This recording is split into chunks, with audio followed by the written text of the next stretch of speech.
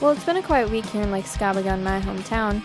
This week, the Squids welcome fellow tooth and nail kid turned employee turned A&R guy, Jon Dunn. He tells stories about the presidents of the United States of America, Weird Al, Emery, Me Without You, and his own band, Demon Hunter. He talks about what it took to escape the mailroom, tour pranks, and getting recognized.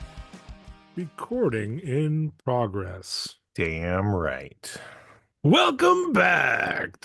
Here we are. It's the Jared and Pete show. Hey guys, thanks for joining us. We came on a little early today just to say we're taking over a pickle home companion. It just didn't feel right to make you guys wait till the end every time. So this time you're getting the goods from the start. Bow, bow, bow. That's right. I was gonna wait so you could start your boot cast, but you know. Oh no, that's quiet time once the riffraff yes. is out of the way. Yeah, I understand. Hooray for the riffraff. Hey, remember when Brock was on this podcast? You know, we miss him. We miss him. It's been a good run with him, but you know what? It was time to just cut away the people that weren't. Some people say that was the golden era of Lake Scabagon when it was. Living was great. And the living was easy. Yeah. But alas, he's gone. All good he wasn't gonna be missing today, right? I mean, this is one of those episodes where he was like, let me check back on my text messages. That's worth looking up though, right? Wasn't he the one that gave us the information about today? Yeah, he's the one that got all this together. Dick brought us, ladies and gentlemen. That's right. Thank you. Glad to be identified by my true name again. Who brought us? Yes. Dick brought us. That's right. Yes, I did. Good to see you guys. Welcome back, Evan. Hey, I'm back. You look like an East Coast guy again. East Coast, basically. Yeah. You look like you look like couscous. Yes, Couscous. Spruce goose. Vamos. The spruce goose. You guys know that's in Oregon? I do. Yeah. I don't know if I did. I don't think so. Now you do. I do. The more you know. Ooh. Oh, that was mighty nice. You get that metal jingling though? Look at this thing. Oh, we got it. What is that thing? Look at this. I see you, girl, checking that thing. Look at how serious this is.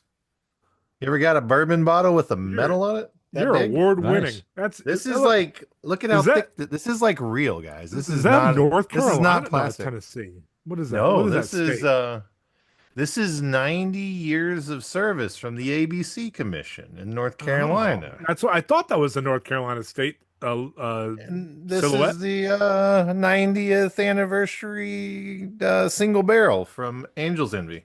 Oh, so we found a new Very voice nice. we're going to do. And then it's going to be a thing we're going to go to. And you just keep going higher and higher until you finish the sentence. And it's quite delicious, friends. Ooh. I think we would all enjoy it with our NPR voices.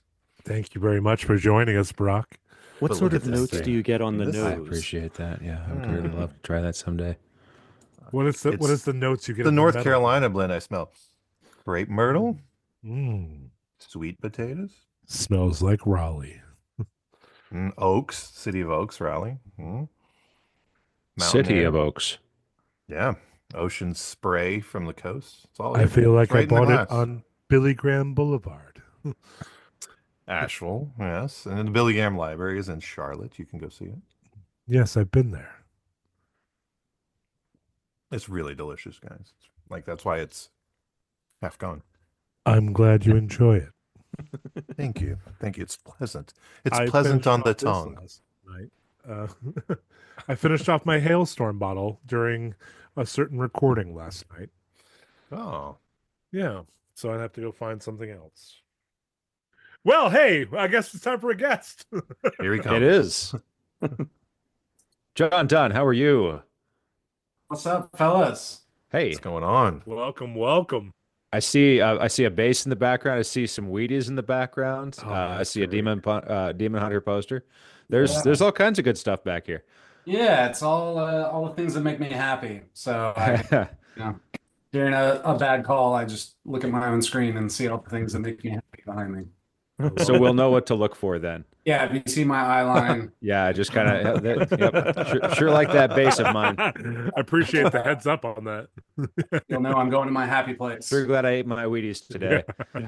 I feel like that might have to become my background so I can go to my happy place as well. Well, I can't tell. I mean, maybe we should ask him to step away from the camera for a minute so we can take a screenshot and then we can use that for yours. Steal his you- background. There you go. Okay, there we go. Thank you. Okay. Okay. Well, thank you, John. You've already done us more good than you know. So thank you for that. Make that a free download for your listeners. Oh, that's Absolutely. awesome. Yeah. Yes. Oh man. Well, this has already been a great episode. Okay. Really, I think we've done most of what we need to do here. Yeah. It's great meeting you So all. thanks for joining us. John, I've heard fabulous things from our mutual acquaintance Brian Howe about your work and what you do these days. So I definitely want to touch on that at some point while we chat. I know that obviously Demon and Hunter is probably the main attraction for most of our listeners and most of my co-hosts probably. But yeah, I wish we had met before in person, but maybe it'll happen someday. I'm sure it will. And yeah, whether it's Demon Hunter or Tooth and Nail history, I grew up a Tooth and Nail kid, and then worked there for like 10 years. So Which is awesome. there's a couple things that I know, a lot of things I've forgotten, a lot of things I've tried to forget, but yeah, there's plenty we could talk about. Yeah, and a few things that you're legally obligated to remain silent on. That is true. That's true. So Until now, I'm kidding. We don't have a lot of order and a lot of structure on our show, but what we do have is this. If you ever want to time out and just be like, we're not going to talk about that in the show, we will take it out. We were just discussing before you got here. If you say take that out, it definitely stays in. So just know the code, know the lingo. Yeah, I'll say time out, leave that in the edit for everyone to hear, and then I'll tell you the story and just cut that part out, so there'll just be all these cliffhangers. Kevin's got lovely music That's for perfect. it. Don't worry. Well, cool. Is there anything else that would be helpful before we jump in? I don't think so. Let's do it. I'll probably get warmed up right at the end. So Excellent. Perfect. Well, you're welcome here then, because that's what happens to us. Yeah, play it backwards and let people hear the good things first. Ooh, that's a new one. I like that. Love it. Yeah. If you play the Pickle Home Companion backwards, is it? It's the opposite of the failure puddle. You just succeeded Yeah, everything. become successful. Okay. Yeah. Then you actually have a dark and stormy. That's it. Yeah. Well, happy Failure Puddle Friday, everyone. Happy Failure Puddle Friday. Do I get to say that this time around? Yeah, you can say That's that. usually Kevin's line. Mine is just Kirkland's signature water. But John, you live near the corporate headquarters, right? So you're aware. Yeah, I'm right down the road from old Costco / Kirkland. There we go. Yeah. And you're a mainlander then. You don't live on the island like my friends. Correct. Yeah. You know, I go to the islands in the Seattle area for little weekend vacations, but you know, I need to be able to stretch my legs, you know. Very good. Can't be on an island. The last time I was on Vashon Island was to visit my friend, our mutual friend. And the way things worked out, I was gunning to meet Chris Ballou from the Presidents of the United States of America, who now famously lives on Vashon Island. I wasn't able to make contact with him. I did get to meet Aaron Sprinkle, who also now once again lives on Vashon Island, where he grew up. And so that was cool. I found out that is it the singer or somebody else from the Fray owns a record shop that also runs in Vashon's Village. So that place is lousy with famous musicians. It's just intense. Yeah. Yeah. First story that you just triggered, but Tooth and Nail had a subsidiary for a little while, and maybe it's still running. I don't know if I'm allowed to say this, so we'll throw it out there. And if you get a cease and desist, take it down. But I used to have kind of subsidiary label called Fugitive Recordings that we Fugitive, ran. right? Yeah. Yep. And so yeah, I got to do A&R for Presidents of the United States of America, and did like 2 albums with them, and got to hang out with the cats and Lots of good Wow. memories with Chris Ballou, and probably my favorite thing, which I did grow up, listening to Presidents, so that was cool. But Same. the coolest was they had their friend Weird Al Yankovic Oh, direct the music videos. So Yeah, they That's did. right. Yeah. Yeah. yeah, so I got to hang out with Weird Al for a couple of days, and oh, that's awesome. he hands down one of the like sweetest, most genuine, like just coolest cats. And that's the word on the street. Everybody who meets him, like, there's Yeah. not a Yeah. bad story to be told about Weird Al. Yeah, coolest as in uncool, but so uncool he Oh, is cool. so uncool. He's cool. That's phenomenal. Yeah, Oh, What's that's cooler fucking than being cool? ice Yeah. cold. Ice cold. I mean, That's Weird right. Al. Weird Al. But All right, all right, all right, all right. I'm sorry. Go ahead. I think we were together. I don't know, maybe 4 or 5 days total between the couple music video shoots. And day one shows up on set, and he's got like a very oversized brown, like grandma knit sweater on, brown khakis, and brown Crocs. And this is before Crocs like had their heyday or whatever. This is like Right. still people are like, what is He's on a that? trailblazer. Yeah. Yeah, so just color coordinated all brown. Next day he shows Amazing. up, same outfit except purple. So it's like a purple grandma, purple cargo pants, purple Crocs, and then next day shows up in orange. Same outfit, Oh, all color coordinated, just every day a different single color Amazing. grandma sweatshirts, and I can only imagine what his closet looked like. But oh my goodness. yeah, that dude was dope. That's a long con. And you have to imagine that Weird Yeah. Al has a much larger closet than most of Mhm. us do. Like, Oh, he's yeah. required to have Yeah. more clothes, I think, just due to the nature of his stage Mhm. show and everything else. Yeah, But, yeah. The Yeah. amount of set changes and costume changes during a show, he's got to have warehouses. Yeah. And I'm wondering, on those Crocs, are there accordion gibbets? That's what I want to know. Like, That hadn't yet become a fad. Okay, sure. Okay. Not yet, but I respect it. Yep. I wouldn't be surprised if he doesn't have those now. That Right. thing. Incredible. That I totally forgot about the president's connection, but Mhm. that was, yeah, like you said, Fugitive Recordings. And I think Yep. Fugitive, that's the label that Max McNown is on, right? Yes. Really? At this Okay. point. So Yeah. Okay. Fugitive lives. Yeah, that's right. I heard that through the grapevine. So Fugitive is still alive. I don't know if we're Yeah. supposed to tell people that it's also Tooth and Nail, but we'll keep it between us. Yeah. No one's listening. That's right. No one. You can tell us literally anything, and there will be no consequence. And that's when a Pickle Home Companion became very popular. Breaking controversial news, right? Yeah, apparently. Yeah. Like 5 years from now. John, have you heard any of the new Chris Ballou solo stuff? Because he had the kids music phase, and he's past that, and now he's making, I think he calls it like pop cosmic or something. It's like, I've not heard it. He was starting on the kid music phase, like while we were still working together, so I'm familiar with a little bit of that, but yeah, I haven't kept up with him, unfortunately. But I'll Yeah. check it out, you know? no, it's good stuff, and it's just like anything else. Like, he's the definition of prolific. He's the guy that you see in the dictionary next to the word prolific, I think. Yeah. He's got so many, because he's been doing 2 a year since 2020. So he's like, I think he's on his 9th maybe or something like that. It's almost too much if it wasn't so good. So yeah. Love it. Rabbit Trail, fun tooth and nail story that I don't know even know if people remember this, but well, yeah. So we used to do like the tooth and nail tour back in the day, like Oh yeah. Yeah. Amberlynn and Me Without You. Beloved might have been on one. I see the Beloved shirt. I think Beloved Yeah. was.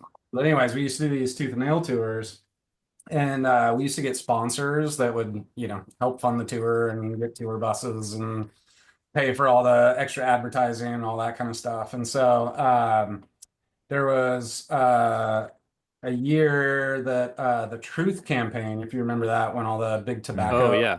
had to Oh, put yeah. money in to try to get people to stop smoking.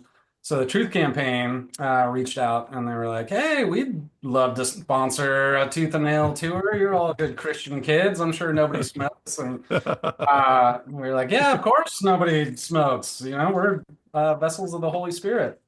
So yeah, went back and kind of informed the bands of like, Truth is gonna give us a lot of money. Are you all okay? Like really hiding when you smoke? And totally. So Like we took, even more than at church. yeah, yep. Right. Yeah, we took the Truth campaign money to sponsor the tour, and then everyone on the tour would go and hide around the corner smoking cigarettes. There we go. That's a big update on the traditional smoking ban story on Tooth and Nail. That's something else. Yeah. Yeah. Breaking news part two. Tooth and Nail swindles money from big tobacco. How about that? I mean, hey, Yeah. it's a good job if you can get it. So That's I right. was a youth intern at a church, and I remember my senior pastor. We didn't have a youth pastor at the time. It was a really small church, but I was doing this as like a summer internship thing, interning under myself. And the youth pastor, or sorry, the senior pastor was like, "Hey, there's this anti-tobacco or this tobacco cessation group that would love to come in and give like a presentation to our kids." And it turned out you could get a lot of money for that too. Like if you get an organization to come in, you give them a platform, you're like, "Hey, kids, here's the good news. This is what Jesus cared most about." Yeah. If Clearly. you do that, they will give you a significant amount of money. And I remember it was a very early on, and I didn't smoke at the time. I think my smoking years were probably like 3 or 4 years after that until like 2018 or whatever. Yeah. And so at the time, I didn't have a vested interest myself. But I knew that at least one, maybe two kids in the group were definitely like cigarette smokers, and to me, it was really important not to ostracize or push them away, And so I remember it being kind of almost a power struggle with not a power, like it was civil, but just kind of like he was like, "But they'll give us a lot of money for the youth group," and I was like, that they can take that money and shove it because we like eating hot dogs and running around the backyard for free. Yeah. So yeah, that was similar experiences, I suppose. Yeah. But congratulations, you've got both. Yeah. Yeah. And then, I forget the exact order, but let's just say it was the year after like White Castle sponsored the Oh, tour. right. Okay. Oh my goodness. And yeah, they hooked the bands up with all sorts of diarrhea, just giving free coupons and whatnot. They should have sponsored That porta was potties. welcome diarrhea, though. Everyone was like, "For sure, I'll take all those White Castle burgers." Yeah. Embracing it, yeah. Yeah, and I think we even did like meet and greets after the show at White Castles that were near the venue and stuff like There that. you go. So then the next Also year, famously all ages. yeah. Yes. Then the next year, PETA reached out, and PETA was interested in sponsoring the tour. So we got a little bidding war between PETA and White Castle to see who was willing to pay most for the sponsor role, and Wow. PETA ended up winning, and they sponsored the next one. Okay. Did they have any stipulations? Was it like no leather on stage or? No meat. No, I don't think there was any stipulations. They were pretty cool cats. Okay. Emery was on that Tooth and Nail tour, and then their bass player at the time, Joel, ended up leaving the band and like joining PETA and was like following circuses around, like protesting elephants, Wow. doing Yeah. trips and stuff. So they at least got one. They got one out of the tour. The PETA evangelist got a convert, right? Yeah. I will call you PETA for on this protest. I will build my church. That's fascinating. Sorry, I keep rabbit trailing. We were No, that's No, but you should see us. You honestly, should see us on a That's standard what this night. podcast is all about, Okay. is the rabbit Okay. trail. Yep. So you're home here. Welcome. Yeah. So I'm with fellow ADD folk that are like trying to go one way, but we're like, oh, but there's all these other fun things that we do. Yep. But That's right. I get it. yeah, That's why we're an unscripted show, is because That's we right. encourage that sort of nonsense. yeah, We can do anything we want. Yeah, nobody can tell us what to do. yeah. I am curious about the mailroom at Tooth and Nail. Just like it's maybe not the most exciting job, right? Not the most glamorous, but it was MALE your or toe in the MAIL? door. I'm just curious. U.S. mail, I think, which maybe I still need to U.S. mail. clarify. Okay, thank you. Yeah, Thank you. letters and such, packages, parcels. Thank you. I was Post. curious, guys. I'm sorry. Packages, you said? Right.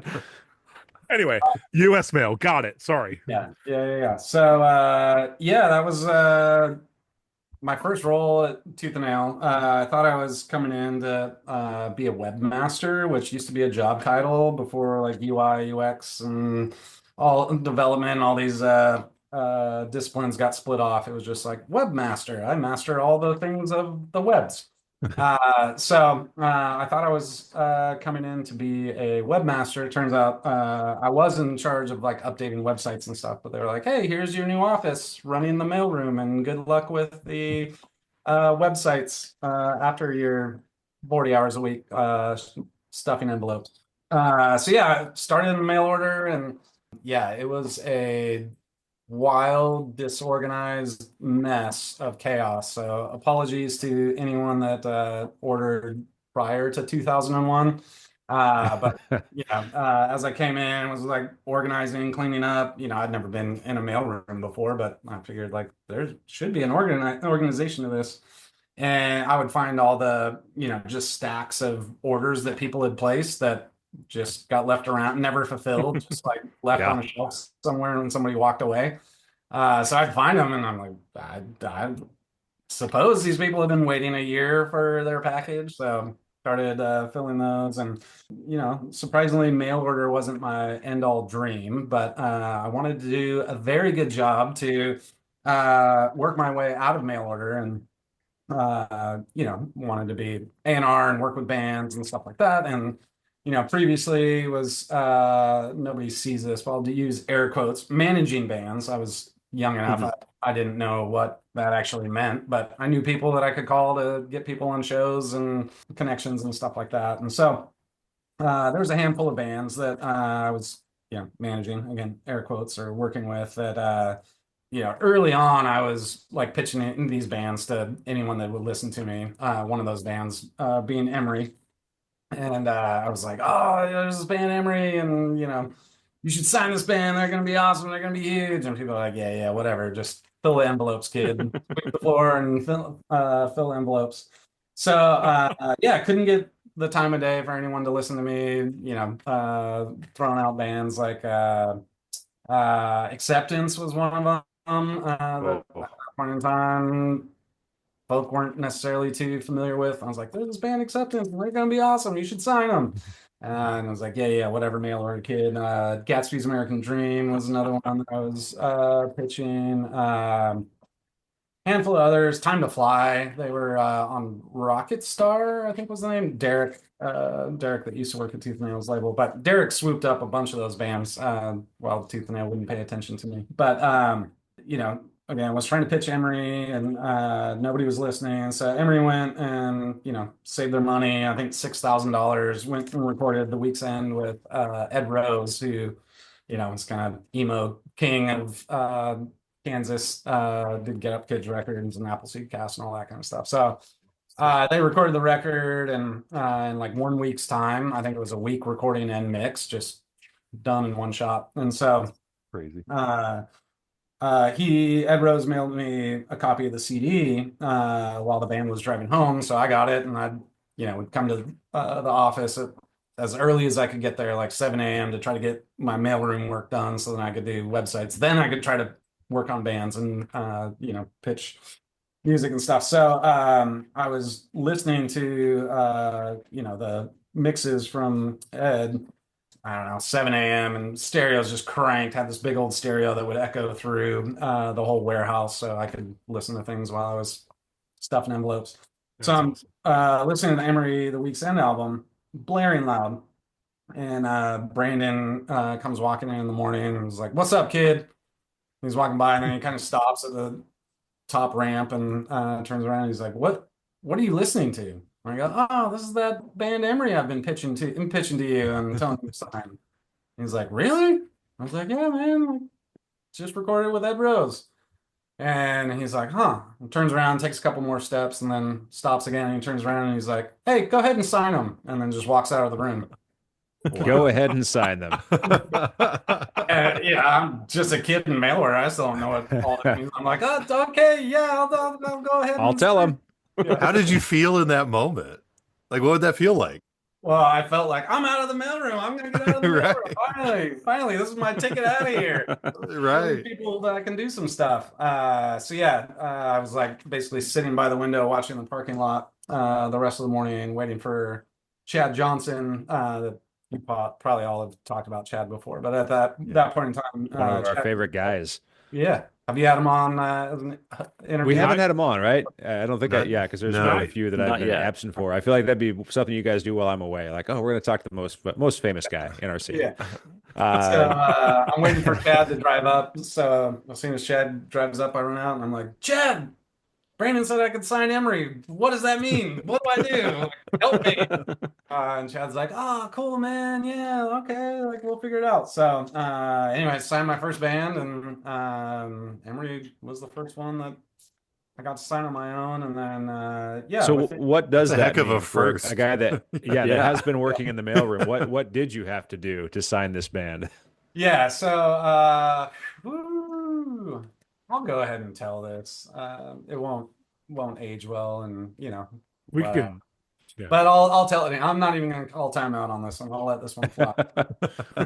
Statute of limitations. Yeah, so figuring out from Chad what that means and getting the contract stuff done, and kind of setting up the whole plan with the band and getting a legal agreement in place and all that kind of stuff. And then so as it's coming together, Brandon's like, yeah, he's like, some of those guys are like pretty big. Maybe you should do something about their image, and like, yeah, I don't know, tell them that maybe they could go on a workout plan, look a little better for the public eye. And I'm like, We'll sign okay, you, but you have to be pretty. Yeah. yeah. And so I pretty much went over to Emery's house that night, and I was like, okay, here's the thing, guys. We're gonna have a deal in place, but like we need to drop some LBs and let's get the image going.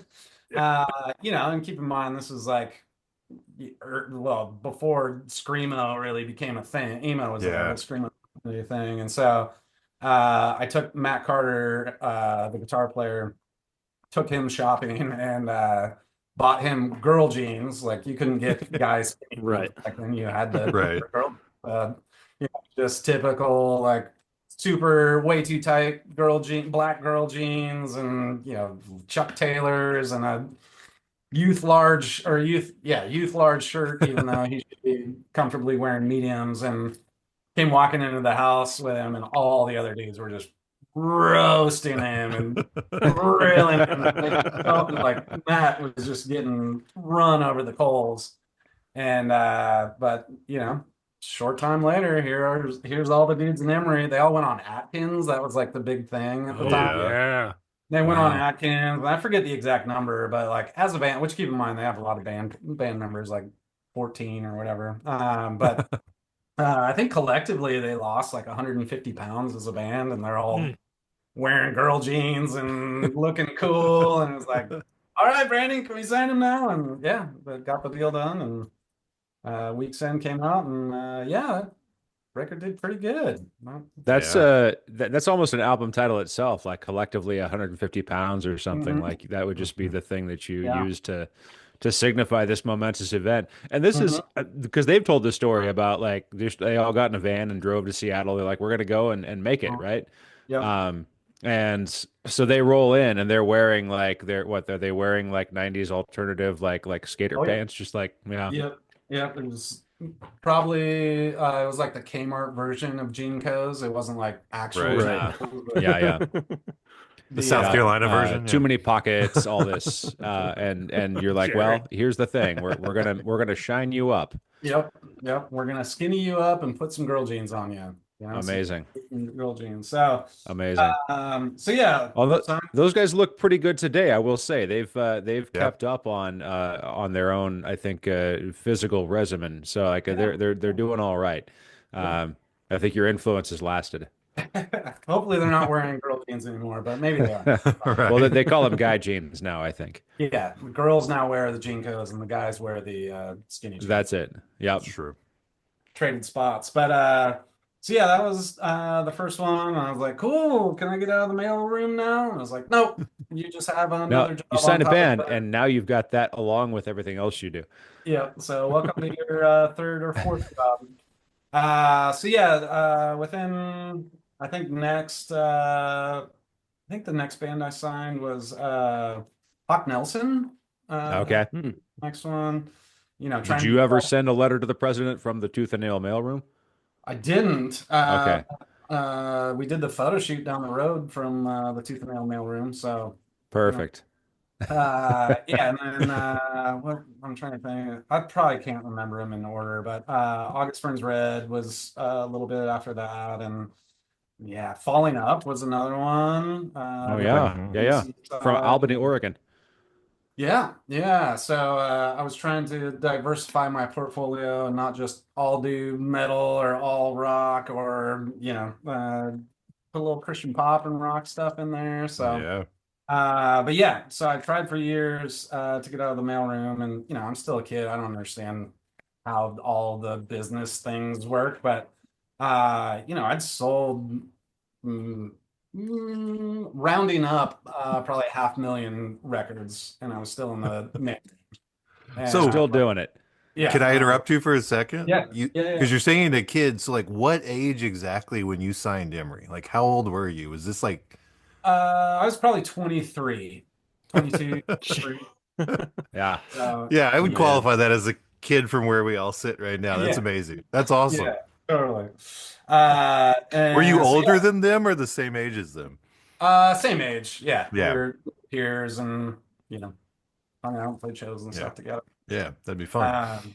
So yeah, I was trying to get out of the mailroom. Again, in hindsight, it's like, dude, do the math on the money you've made on a 500,000 record rounding up, 500,000 records sold. Like, I can be out of the mailroom and not make Right. minimum wage anymore. But Right. yeah, I was stuck there, and then so but made it very clear this was not mailroom was not my end all position that I wanted to be in, and so. Yeah. One day Brandon comes strolling through, and he's like, "Hey," and this is as like the EMI deal's starting to go down, and we're starting to partner up with them, and yeah, kind of merger acquisition sort of thing. So he's like, "Hey, EMI said we need somebody in-house, like representing legal. Like we need in-house legal. They won't let us have freelancers or whatever. It's got to be somebody in-house." And he's like, "What do you think? You want to fly to Nashville and interview for the job?" And I was like, "I don't know anything about legal, but if it But it's means, not the mailroom. but it's not the mailroom." So like, sure, man, any opportunity to get out, I'll do it. He's like, "Okay, cool. Well, yeah, you're gonna fly to Nashville next week and interview with EMI for the role." And I'm like, "Okay." So I went to like Barnes and Noble and bought like textbooks on music law, and I'm like reading these books that I don't even know what it means, but I'm Power just loading on terminology. yeah, yeah. So I'm trying to wrap my mind around it in like a week's time. And I'm like reading on the plane on the way out there, being like, "What does mechanical license mean?" It's like, I don't know.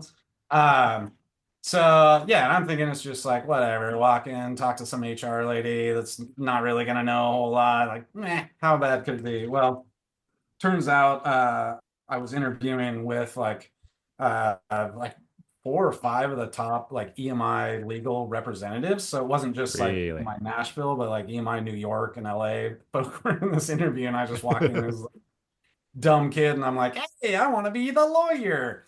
Uh, it took all of like 30 seconds for them to be like, "You don't know what you're talking about, do you?" And I'm like, "No, but here's the thing. I'm stuck in the mailroom. I'm just trying to You were get like out." objection to Yeah. that. You're my only hope. Yeah, I quickly try to plead an emotional case, realizing that I'm not going to plead a mental case. Well, there was a mental case, but not one to get me a job. Like, all right, kid, like, go ahead, just leave. Like, let's not waste each other's time. And I'm like, "Oh, okay." And so I'm like walking out of the EMI building, just bummed out of my mind. Like, this is my shot, and I ruined it. And one of the lawyers, his name's Ted Graffam. And he like follows me outside, and he's like, "Hey, kid." He's like, "Can I take you to lunch?" I'm like, "Yeah, man. Like, I could use anything right now to raise my spirits." And Sure. yeah, I went to lunch with Ted, and super sweet dude. And so I was just sharing him my story and what I'm trying to do. And he was like, "Listen, kid," he's like, "if you're legitimately willing to like put yourself into this, and you're gonna listen to me and learn and like really give this a shot. He's like, I'll put my name on the line and say like, I'm gonna mentor you and you can represent in-house legal. And I'm like, yes, whatever you want. Like, totally, man. I'll wash your car right now. Or you got any envelopes? I'm great at mailing envelopes. I will meter your mail. Yeah. Yeah. Yeah. So then I became in-house legal for Tooth and Nail, and so that was Amazing. like official. Now I'm out of the mailroom and doing all the paperwork and legal stuff and working with bands. So that was my journey out of the mailroom. It was How was the learning curve on that? Because like again, you say you crammed and you did the like last minute study for the interview, but like when you actually had to start, coming up with things, what was that process like? Yeah, and Ted made it easy on me. He was basically like, "Hey, here's all the templates that we work from, and like here's what you need to know, and like don't ever touch these sections. Here are the sections that you can talk about." And so it definitely like eased me into it. But yeah, as the years went on, like I just kind of learned it by doing it day in and day out, and I was like, "Oh, great! I know this stuff, and I don't need EMI anymore." So learned more organically, I guess you could say. And There you go. I mean, on-the-job training is really one of the better ways to learn something. I feel like you can be educated about something, but like head knowledge is only half of it, and how you actually use it is definitely like the most practical. Yeah, but most cases you don't get there unless you have the education. So it's nice when you can kind of slip in and learn from some sort of mentorship or something like that. I've got more questions about mail. I hope that's not disappointing. I'm here for it. I'm here for it. As a former mailroom escapee, I'm fine with it. Welcome to the Mailroom podcast. I'm assuming you folks were using media mail, like it was the cheapest way to ship stuff, right? Like when I got my Supertones record from Tooth and Nail, part of the reason it took so long is that my check was in a stack with 1,000 other checks. It sounds like, but also like media mail just goes slower. But that were you making trips to the post office, or was it like somebody came by and picked them up? Yeah, we shipped enough that we get daily pickups. So Nice. On a average day, we'd fill one of those, like, I don't know, they're probably 3.5 feet tall by 4 feet bins. We'd fill one of those a day on average. And then like Mondays, like over a weekend sort of thing, we'd fill two of those. Holidays, we'd fill three or four. So that's pretty intense. Good. So they're sending like a truck or something to pick up something of that size. Yeah. We have a little loading dock there, and the USPS truck would load up, and we just shove the bins on, and they drop off some new ones. But yeah, it was pretty good volume coming in and out of there. And that's incredible. And so were you also like packing and stuff? Were you like putting records into mailers and that sort of thing? Oh yeah. So managing. Give us your tips. How do you protect a record in transit? Well, I don't know how asking for a Brock. Yeah, I don't know how well we did it, but we'd have cardboard, so at least there was a little more protection. That we started like cutting cardboard squares and just sliding them in there to try to pad it, and then eventually we got sophisticated enough that we bought cardboard mailers that we could put it in and stop our time making our own cardboard mailers. So managing the inventory. So we do inventory counts and walk all the shelves and see how many of all the shirts and CDs and vinyl, and ordering stuff, then printing out all the orders in the morning, and then you hit the floor and just start pulling the orders and packaging and shipping them out. I'm impressed, and I salute you. I appreciate that. Thank you. I mailed a record today. I was I do a little bit of selling on Discogs. I had a copy of Soul Food 76's original soundtrack, and a guy in Edmonds bought it from me. It cost me almost $6 to ship that to Edmonds by media mail, and it's not going to get there for more than a week. So times have changed, economically at least. The numbers are bigger. Yeah, too bad he couldn't time it with you visiting Vashon. You could have just dropped it off on the way to the ferry. Vash on, vash off. Exactly. So it goes. But no, it's interesting to me just to think about some of those logistics. And at this point, like people, I mean, a lot of that stuff is contracted, right? Like you end up hiring companies who all they do is pack and ship product and that sort of thing. Yeah, yeah, and I don't remember the exact year, but it was probably 2008, 2007, 2008 that we stopped doing that in-house, and EMI had some giant conglomerate with a warehouse that probably looks like Indiana Jones, where the Ark of the Covenant is supposedly The at. Ark of the Covenant, right next to Amberlin. Yeah, like never take friendship personal, Ark of the Covenant. Yeah, yeah, Yeah. So, And never look under the lid. Yeah. yeah. And this portion of Pickle Home Companion brought to you by Stamps.com. That's You right. can get your free digital scale by using promo code Conan. Okay. There it is. There it is. I'm curious, the lawyer Ted that you mentioned. Did you guys ever have a conversation about whatever it was in the interview that sparked like him saying that? Because I mean, that's kind of a bold gesture, right? To be like, I Yeah. like this guy. I'm gonna go ahead and do something that's out of the ordinary, and I'm gonna have to make an argument to my peers in the room back there. Yeah. But he saw something. Do you know what it was? Yeah, we never like directly talked about what it was. I think he just was like, man, this poor freaking sad sap. I'll call this philanthropy, and instead of doing Make-A-Wish Foundation, I'll just help this kid out for a little bit. So is that it worked out. your interview advice if anybody's looking for a career shift of just like apply for a job, get there, and then say, guys, I just need this. I need it for Yeah. me, for my family, for my Yep. mom. Just go Yep. all in on that. Yeah, Okay, we're gonna totally. do it. Yeah. That's awesome though that he saw like that someone in his position would choose to go there because I'm sure they could Yeah. have just hired a lawyer, right? If they could have found a stuff suit. Yeah, yeah, and part of the trick was, they wanted the lawyer to be in-house, like at a beck and call in the office, can run around, and lawyers are pretty expensive. I don't know if you all know that, but you'll find out when Tooth and Nail comes after you for some of the stories that I told that you're released. There You'll we find go. out lawyers are pretty expensive. So That's when we'll know we made it. We've got a guy we're gonna call in-house legal. Yep. Pickle Home Companion. Yeah. yep, that's Well, we can play dumb and just say, well, but I've also heard them somewhere else. I just don't recall where. That's right. Probably that Bad Christian podcast.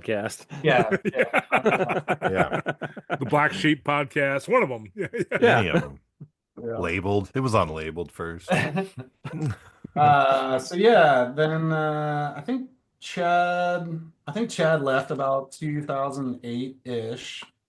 And so took over as kind of director of A&R, and had a handful of A&R folk that worked there. Randy Torres, who was in Project 86, A&R guy for a while. Brian Kroll was another long-standing A&R guy. Adam Scatula, who he's still there as an A&R guy, but so yeah, kind of did that whole thing until I didn't in like 2011, 2012 or so. That's when the dream ended. So. Well, that's a good dream. I mean, that's a good run, and I mean, moving out of the mailroom into what you wanted to do, that's pretty sweet. Yeah, it was good, man. A lot of awesome memories, and it was especially early on. I mean, we were all just, other than Brandon and Jim Worthen, who Jim was like the one adult in the room. Brandon was like an adult of age, but he was bad influence as any of the kids were. But yeah, I mean, we were just kids having fun. No pedigree or backgrounds. Like nobody in any role like went to school for what they're doing, especially in those early years. But once we partnered up with EMI. Started bringing in like actual talented people into the fray. So John Fraser came in as the marketing guy. And where was he at? He was at like Crank Records and I think Drive Through before. So he actually had experience working in the record industry, which that made one of us out of the whole staff that had any experience. And then Derek Tenbush ran distribution.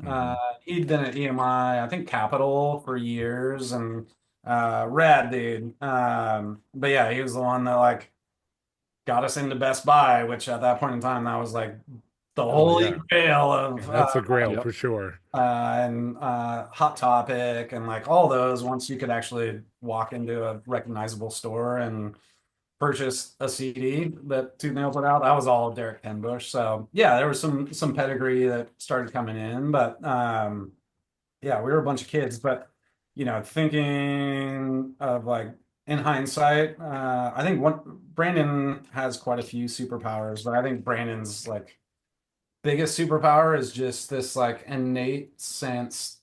He can meet somebody within 2 minutes and go, yes, that's the person. Like hire that person, or just go, nope. And same with employees, but also just bands. Wow. He could meet a band and in 2 minutes he'd go, yeah, sign that band. That's who you want, right? And Amazing. yeah, I remember over the years. Unless they're the Supertones, Yes. Yeah, yeah. then it takes a little bit of work. Yeah. Ska's harder to like convince people. I get it. I Yeah, get it. yeah. There's a It's barrier the there. ska barrier. Yeah. But yeah, and just thinking of all the talent that came through and developed, and like it's pretty wild. The alumni that, whether they were interns or worked there, is wild. Where I think another one just to highlight kind of Brandon's superpower. So Ryan Clark, who's a singer of Demon Hunter, Yeah. he applied to be a graphic designer and wanted to move up from Sacramento, and he never used like Photoshop or anything. His resume was all like street graffiti, like spray painting trains and tagging, and it's just like a family album of like, here's all the illegal things that I've painted. How do they look? It's a free canvas. Yeah, and Brandon like looked at his portfolio and was like, "Yeah, totally. Let's hire this guy. You're now a graphic designer here." And Ryan went home that weekend and was like, "I need to learn how to use this photography shop thing and how to digitally design." And obviously, like Ryan is world-class designer and nominated for Grammys Yeah. and all this crazy stuff. But again, it's just Brandon can spend 30 seconds and look at a bunch of spray painted trains and look at Ryan and go, yeah, you're the guy. Come on in. So for this photo shoot, we're gonna go down to the train tracks. Yeah. Yeah. Yeah. So, yeah. Well, we should talk about Demon Hunter. I mean, so 24 years, is that right? Yes, 24 years. Amazing. And you've been with the band for all of them? Yeah. I'm the only official bass player that Demon Hunter's ever had. Okay, official. Yeah. So the origin of Demon Hunter. So originally everyone worked at Tooth and Nail. So obviously Ryan was graphic designer there. Don, his brother, they were both in Train for Utopia, and Ryan was Point, and got some background in the industry. But so Don didn't directly work for Tooth and Nail, but he had Asterisk Studios, which is like renting space in the basement, and then they would pay rent by Ryan, or Don would do whatever. I don't know what the deal was. I will design 2 album packages a month to pay for rent. So he was in the building, always there, and then Ryan moved from street graffiti into album packaging, digital album packaging. And then Chris McCadden, who he was the singer of Embodiment. He was a designer there as well. And so, yeah, it was just, we'd go to Taco Bell on 15th Avenue in Ballard for lunch every day. We were kids, so you could eat Taco Bell every day and survive. Those were the days, am I right? Yeah. It was like, yeah, we should, start like a Christian Slipknot, that'd be cool. And like, just do it as fun, and like nobody needs to know who's in the band, and like it'll just be this kind of like half joke fun thing or whatever. And so we talked about it a couple times, and then the joke got taken too far, and Don comes back and designs the Demon Hunter logo, and it's like the blood splatter name, and he's like, hey, Demon Hunter. And then I was still in the mailroom at that time, so I was like, I'm gonna one up, and I'm gonna order shirts of this band that started at Taco Bell. So yeah, we started selling merch before there was anything.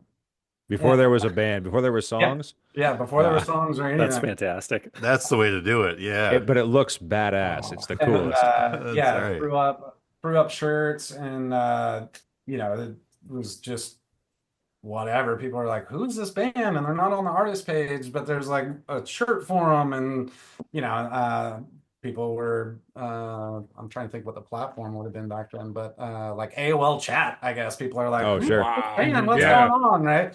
That's where the But hype happened back then. yeah, That's right. there was early versions of forums, but so like this kind of buzz started happening of like, what is it? Why is it so mysterious? And who is it? Right? And sold a lot of shirts. They're And, hunting demons. They need to keep their identities secret. yeah, and so then I think we might have even ran a print ad before we had a song, and it was like Really ran a print ad. We had a free That's like awesome. HM ad or whatever, and nice. yeah. So then it was like, oh, I guess this might be a thing. Let's do a song. So yeah, Ryan and Don with Aaron Sprinkle. Aaron Sprinkle's studio was the compound. Original compound was in the basement. So I was just one night. I was like, "Hey, Aaron, if we buy you some beers, can we just hang out and record a song with you?" And yeah, so that's how like the first song that's on like I think it's Salt. This is Solid State Volume 3 or whatever. Yes. I think it was Through the Black, if I remember right. Or My Throat is an Open Grave. I don't know, one of those.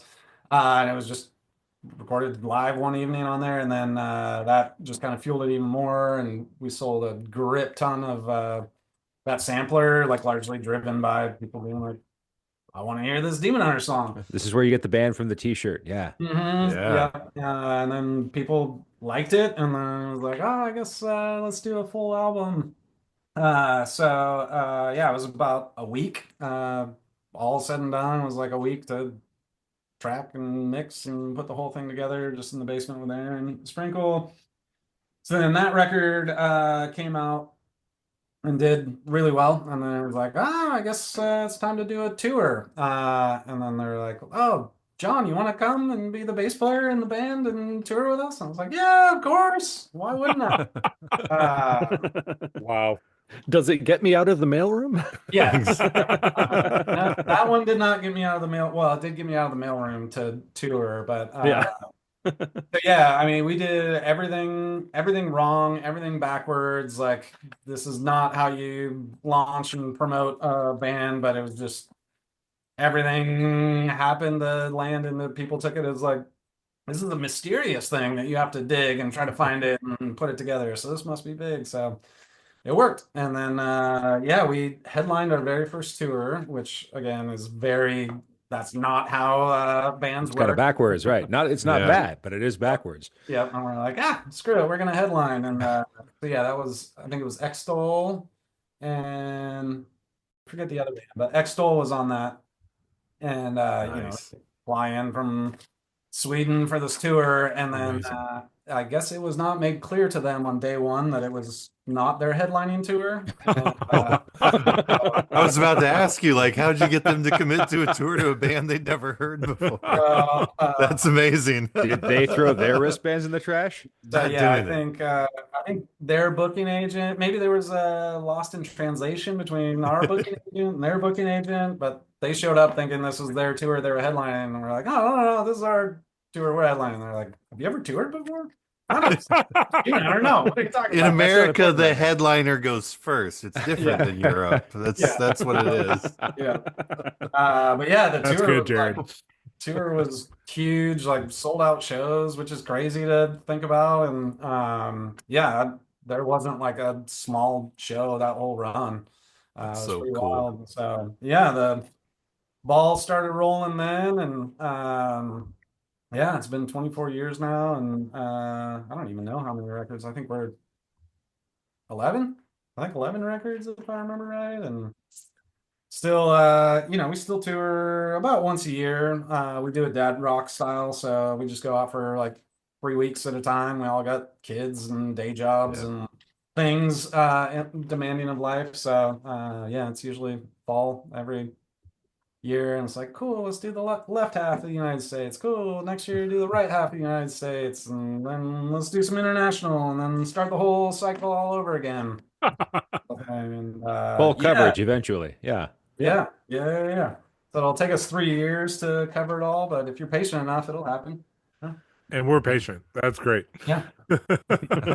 What has changed for you about performance over the years? Like what obviously you go out, you headline, so you're like the guy on your first tour.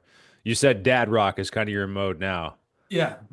So, back then, again, we all worked at the label. So part of the deal, when we worked with Brandon to be able to even tour, he was like, you gotta take out the young solid state bands. And like, if I'm letting you leave for 45 days, like I need something in return, sending out. You're gonna give them a Sure. platform, yeah. Yeah. So, I think one of August Burns Red's first tours was with us. Becoming the Archetype, one of their first tours was with us. I think Oh Sleeper, one of their first tours. Yeah. So a lot of, solid state bands would be the openers, and that would be the price of us being able to take vacation days and then go on tour and do those things. And So you had to take vacation days to tour. Oh yeah. Interesting. Yeah, once the vacation days were up, then it was just like unpaid. There Another we go. 20 days of unpaid leave to Wow. do the tour. So Kind of design another shirt. yeah. That's right. So yeah, we kind of do Demon Hunter tours and do the things and off hours and keep working at the label and doing our things. And then Demon Hunter is our plan B, night job. Yeah.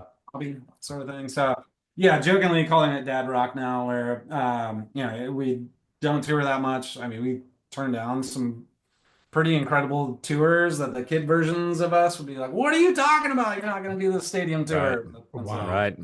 We can't do it anymore, right? Can't. You can only do so much at once. Yeah. So between again careers, families, stuff like that, it's like, nah, we're just gonna do our thing, and none of us are financially dependent on Demon Hunter being a thing. So we do it up with, let's have a big road crew and the nice bus and make sure we have Wi-Fi so we can all work during the day. Yeah. It's not rock and roll as you would imagine, as we're like sitting there working on our laptops and like, oh, time for a sound check and time to clock out and go do this rock and roll thing this evening. After polite emails comes the guttural scream. That's right. Yeah. The emails lead to the screaming, right? Like that's how that goes. Probably good fuel, I would imagine. Right? What's on the Demon Hunter rider? Like what does the band ask for? Oh. Yeah, and venues aren't as catering to riders as they used to be. Now they're like, we'll take it out of the money we owe you. We'll buy you whatever you want, but like you're paying for it. I was going to say that's Wow. kind of always been the case, hasn't it? Or was it different back in the day? It was a little different back in the day. Okay. Yeah. Back in the day, when we really had it like dialed in, and maybe one of the reasons why they changed the rules around it, we would get we'd order like socks, underwear, shirts, Yeah. all of the clean laundry. Oh yeah, get what you can. All the stuff that you need, for yeah. sure. And, so that way we didn't have to worry about finding a laundromat or getting clean clothes. It was just every night you just throw away whatever you wore and put on the new ones, and then next night throw away whatever you wore and put on the new ones, and just cycle through. And Sponsored by Hanes Beefy Tea. yeah, That's yeah, right. yeah. Yeah. But yeah, we our rider is less than exciting in that, like, I don't know, we're at the age that we're like, I can't eat carbs before I play and go on Right. tour. So it's veggie trays, like healthy, meat and eggs, and that's one thing. Like we have eggs on the rider and little skillet, and we make omelets nearly every day, and we make hamburgers every day, and try to eat lean and clean. Yeah. Yeah. Lean and clean and mean. It works well. Wow. Past the days of the old church lasagna, from the old ladies. Yeah, Oh, that's my good. word. I'm glad you're past that. Yeah. Luckily we're past that because Yeah. Wow. so yeah, it's been super awesome, especially just how long it's gone. And I think like a lot of bands, last couple of tours, a lot of bands from our era last couple of tours, I'd say even resurgence of shows being even bigger, and a lot of folk who were fans in high school now have disposable income, and they're like, yeah, I'll come out to the show, and then they happen to have kids and family that they bring, and so yeah, we'll get like 3, 4 generation almost every night. There'll be like at least three That's great. generation, if not 4 generation family That's awesome. that comes out, and definitely makes me feel old. Good time. Makes me feel cool. Yeah. For sure. Hang towards the cool side because that's what I would do. That's perfect. But yeah, it's been a wild ride, man, and so many just kind of eras of Christian music and music in general, and fads and trends come and gone, and all those things, and there's some embarrassing photos of myself over the years, just, some of those trends popped up, but, we all have those embarrassing photos from years ago. Mine just happened to be in print, inside. So I'm glad people don't buy albums anymore, so those photos don't get seen, but That's phenomenal. yeah, probably one of the most embarrassing, which I'm sure everyone's going to go find it on Google image search now, but for the triptych, for whatever reason, I thought I was in like a flock of seagulls phase, and I was like, oh, Yes. cool to do like a modern flock of eagles. So like sides shaved, and then top was like this weird faux hawk thing that had like peak streaks in it. Just Perfect. Yeah. And If I could grow my hair, I would do that. That's phenomenal. that's one of those, when I see it, I'm like, oh man. Okay. No, be proud of that. Yeah. That was the thing. I gotta say, I'm on Discogs right now, and I don't see that picture, so it hasn't made it at least onto that part of the internet yet. Would you say you ran so far away from that photo, or? I've been paying a lot of money to get that scrubbed from the internet, so I'm glad that's been a success. That's webmaster work, right? Like you that's master the great. whole It really web, is. all of That's- it, the entire World Wide Web, so you can control it. Yeah. Yep. Hack the mainframe. Okay. This sucks that I had to tell the embarrassing story, and then now you're making me go and find the photo to prove it. We're not making no, you, but we will not say making no. it, but We welcome it. So this is a That's tiny right. one. We can find a bigger one if you really want to see the detail. But there's a weird Oh yeah, that's great. Uh-huh. Ooh. Oh yes, that's phenomenal. Yeah. But look at that font. That's how you knew you were tough. Like that's how you knew. definitely fan art right there. That was Ryan Clark would never do that. Even in his worst days, he would. No. Well, thank you for sharing that with us. I came through encrypted, Honored. so obviously we won't be able to pass this on to anybody. You'll just have to imagine, folks. No, I think I can, but anyway, no. Good luck with the viruses he's attached. As soon as you said That's it, all my right. goodness. It's an Exactly. old computer. Everything's fine. I'll take that chance. Okay. John, is it true? I remember I heard that the guy who became Father John Misty was one of the first drummers. Is that correct?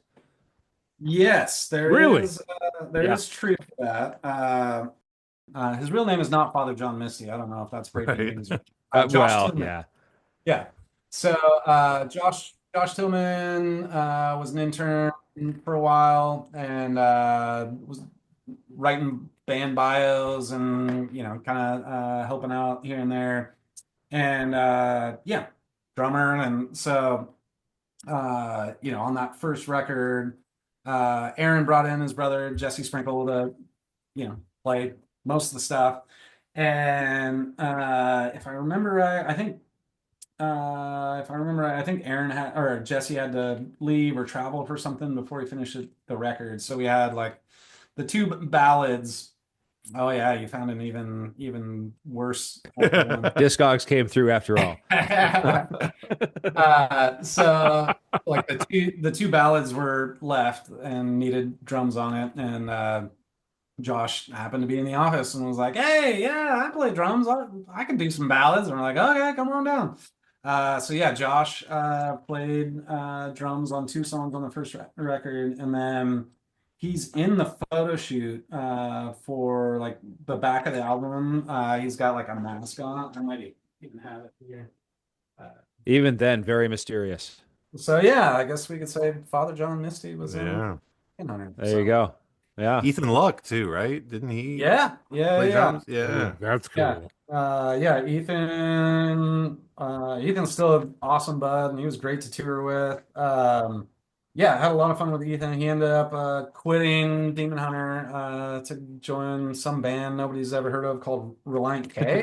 Right. Yeah. I don't know who would do Those such a guys. thing. What happened to those Yeah. guys? Yeah, I don't Yeah. I don't think anything ever came of that band, but yeah. They were plucky, those youngsters. Yeah. Yeah, yeah. We pray So, for them daily. Okay. So yeah. Sounds like two wrong turns to me. Yeah, Takes with so three to make it right. Was a shame what happened to his girlfriend, though, you know? Right. Katie Hudson. Oh yeah. Yeah. Huh. I'll save Or cannibalism from Marilyn Manson. Either of them. Right. I'll save the Katie Hudson stories for after the After Hours podcast. But Oh, There we're we excited go. about Yeah. that. Oh, all right. Pickle home Okay. after dark. got to spend a Alright. couple days on the road with old Katie Hudson, pre Katy Perry, and you know she was a wild one then, and I can only imagine even wilder now. So I'm down with. Interesting. yeah, Seems right. Oh, please. Is there Yeah. anything that can be shared in public? Well, I mean, none of it's like that scandalous, but she. I was gonna say this is where you insert the timeout music. Yeah, Ba-da-da-da-da-da-da. yeah. Just for the sake, timeout. Okay, Respected. untimed. And that's when the paparazzi started coming after me. But Naturally. Perfect. You but nailed it. no, it is like a Christian tour playing at like Christian colleges and stuff like that, and she's wearing a wife beater and like cut off jean shorts, and a bunch of Christian kids that just came from youth group or at their youth group. She's at the merch booth hanging out. And I guess that's how you sell records. Bounce your yeah. eyes. Probably does work. Bounce your eyes. Yep. Right. Guard your heart, mostly. Yeah, she, Guard your heart. Amen. Too late. she was taking a lot of purity rings, you know. Right. So here, I'll say it so you don't have to, if this is anywhere near anything you know of, but I thought that I'd heard that there was some trading of documentation of defecation. Fecal matter. Right. It was like they would when Matt and Katie were dating, they would compare and kind of contrast and discuss their work and kind of how they did relative to each other.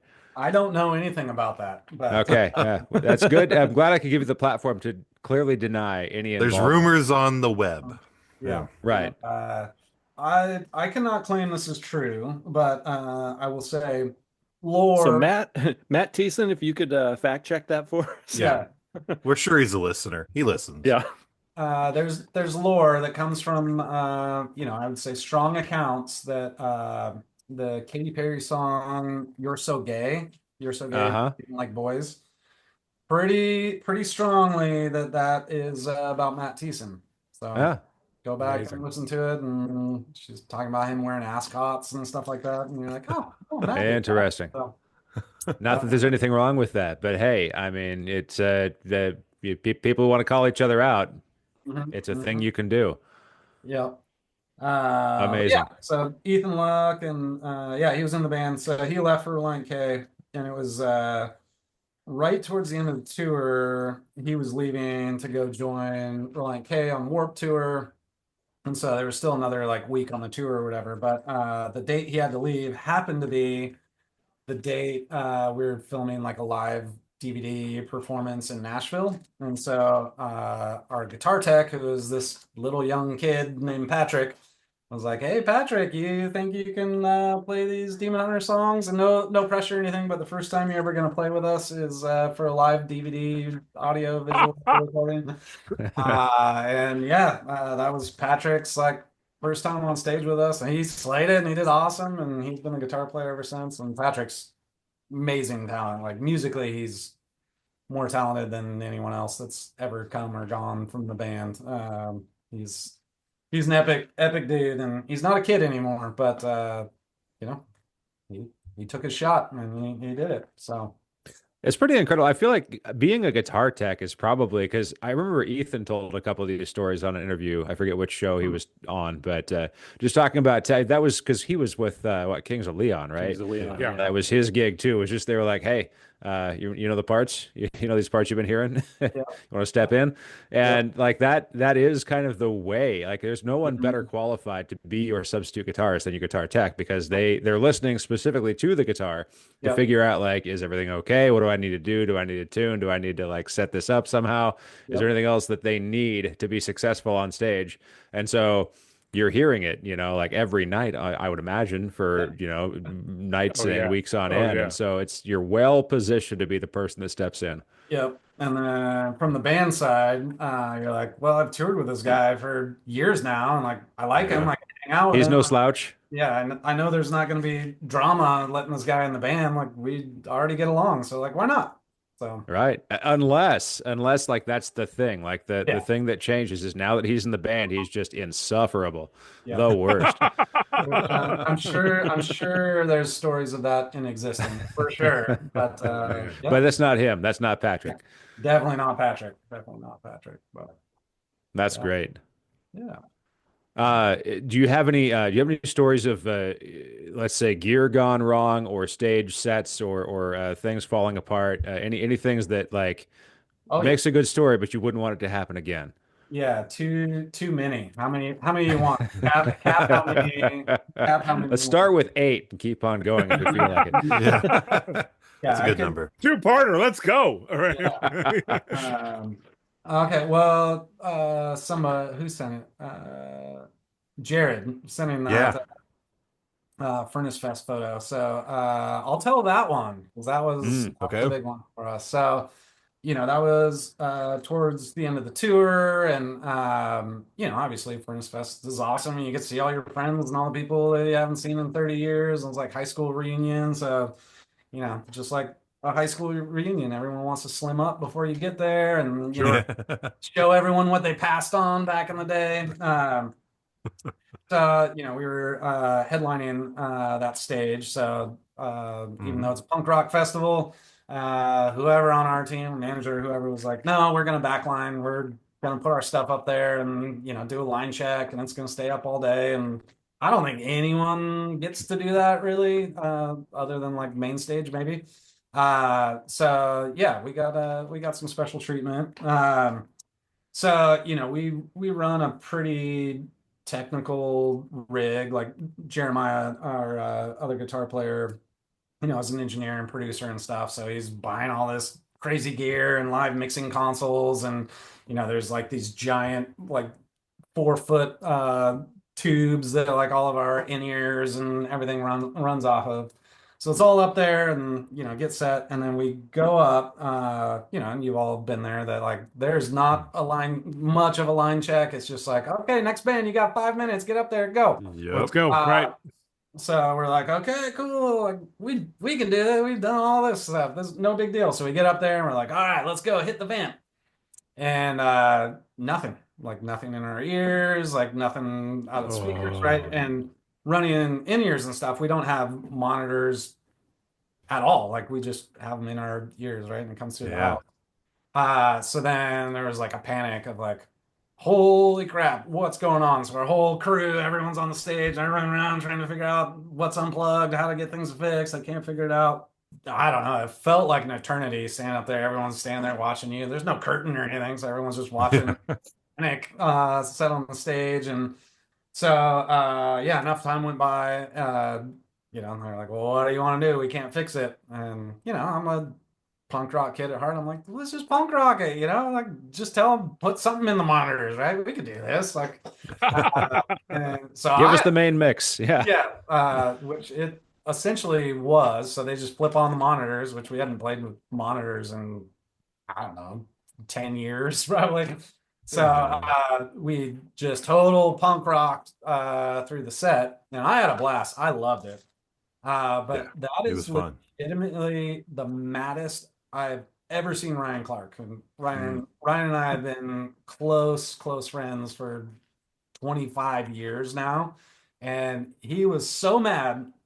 And when I first realized it, because I'm just having a blast, like, yeah, punk rock Furnace Fest. It's like it all sounds like garbage tin can coming out of the speaker anyway. So no one's even gonna know what's going on. It's loud. Nobody cares. Let's do it. Let's rock. And I forget what song was first, but we get into the chorus, and whatever song it was, he starts screaming the screaming part, but I was like, he actually sounds really mad right now. He means it. I look over and I was like, oh, this is not Ryan's stage performance. This is legitimately like Ryan wants to hurt somebody. Oh, wow. So yeah, our set got cut short for the technicality or whatever, but we blazed through songs, and the moment we got done, Ryan just furiously like stomps off the stage, goes running by. There's like a cop car sitting there, and he's like throwing his water bottle at the cop car, and I was like, oh dang, like, oh my goodness, and goes into the bus, shuts the door. Tour manager's like, nobody go on the bus for a little while, like just let Ryan out. So Ryan, sorry for telling the story, but I think it's been long enough. It's okay. But I would say if you go back and like watch some of those clips from that Furnace Fest, like that is the most genuinely pissed you will see Ryan, and I think his screaming's awesome because he's pissed. It was a good time. It was, that was motivation, is what that was. That was phenomenal. So that's what I wanted to know. Is like I went like Squad 50, Five Iron Frenzy, Demon Hunter, mainly in the Sons of Disaster, Blindside, and it was like I did the two sets at the pond stage, ran over for you guys into Maylene and Blindside, and it was like talking about feeling old, but in a good way. It was a jump back in time in the best possible like order of experience. But like I'm dying to know from someone who's been on that stage, what does the shed feel like from the stage? I know what it feels like inside because I went to the last 4 years and I love it. But what does it feel like on the stage when everybody is locked in to what you're doing? I mean, part of it feels a little terrifying because there's not much security or like people making sure like yahoos don't jump on the stage. So there's just people you don't know. There's like a sea of people in front of you, behind you. People are like standing in front of your pedals, and you're like, oh, excuse me, can I get around to get to my pedals? Is it okay? I have to change this tone or you'll all hate me. Can I play? Is it okay? Yeah, there's a couple thousand people that are expecting me to push this pedal. Can I get around you? Excuse me, sir. I mean, it feels punk rock, which I love it. But I think for a band that if your headspace isn't in the like whatever, like the clarity, there is no clarity standing out in the crowd. It's like just make noise. It doesn't even matter. It's a lot of fun, and like obviously as people get going, and other funny just random ADHD story. Earlier that day, I think maybe one of the first bands, Advent, was playing, and I was there for that. Love me some Advent, not just as humans. They are some of the sweetest humans you can ever meet. 100%. Musically, I'm into it. I think the song's called Revival off Naked and Cold. So that song's like my pump up jam. Since that record comes out, like before going on stage, put in headphones, put on Revival, and getting loosened up. And I'm old enough, I don't want to throw a hip or anything. So that's like my pump up jam. Like if you want to see me get wild, just put on Revival. Absolutely. I'm standing in the back of the shed, like I'm too old to participate in this mosh pit stuff. But then Revival comes on, and I was like, nah, I'm doing it. I'm going. So I just Done. start chucking bodies left and right, get up to the front, Yes. jumping up and grabbing the mic and screaming into it and having fun. Yes. Yeah, so I was, total 18-year-old hardcore kid living it up until somebody just falls right on my head and Yikes. snapped my neck. Even headbanging, Oof. I've been headbanging for a week at that point, so my neck was flimsy as could be. But it jacked me up, like pinched a nerve or whatever. And so that night, going on to play this Demon Hunter show, I'm like, Advent broke my neck, and now I'm gonna try to put a show together. But oh man, that That Advent set was. I'm in North Carolina, John. So like, I stand. Pete knows I stand for all things North Carolina and North I'm Carolina. surprised he hasn't brought it up yet. Yeah. And I obviously love Beloved and Advent and Joe Mustang and like Dusty, like all of like I'm all in on that. And it was because they played the shed at like 1:00, right, on a Saturday, and it was a huge crowd. It was awesome. Furnace Fest is different like that. So I don't know if you're just this good at producer that you found it, but look at in that photo of Advent that you posted. Yes. Oh wow. Oh wow. Holy crap. That's you. That's probably moments before I got my neck snapped. But yeah, you found a photo of I me was right behind you. Yeah. getting up there trying to get what? Maybe you were the one that snapped my neck, man. That wasn't cool. I'm sorry. Normally, Pete apologizes. First of all, on our Jared, how podcast. dare you? All right, you know what? No, Jared, stop. I feel terrible about Jared, this. Pete, Jared, can you express Jared, my emotions to John for me? All right, so John, Jared really feels horrible about the situation that occurred in 2022, and he'd like to just express the fact that he feels horrible that he snapped your neck at an Advent show, but because he's from North Carolina, is he really sorry? Bless your heart. Yeah, Bless your heart. I think you can take the fact that he's from North Carolina as a proof that he didn't mean it. yeah. I love it. Yep. Yeah, shout out to the Advent boys for sure. Absolutely. Nobody better. Nobody better. That's amazing, is what that is. That's great. That's so awesome. Yeah. We are unintentionally or very intentionally a Furnace Fest podcast. So like I think it's all intentional. what are your thoughts on Furnace Fest? Like you've been there, did you go any other years or was it just the 22 experience? I mean, like every year is awesome.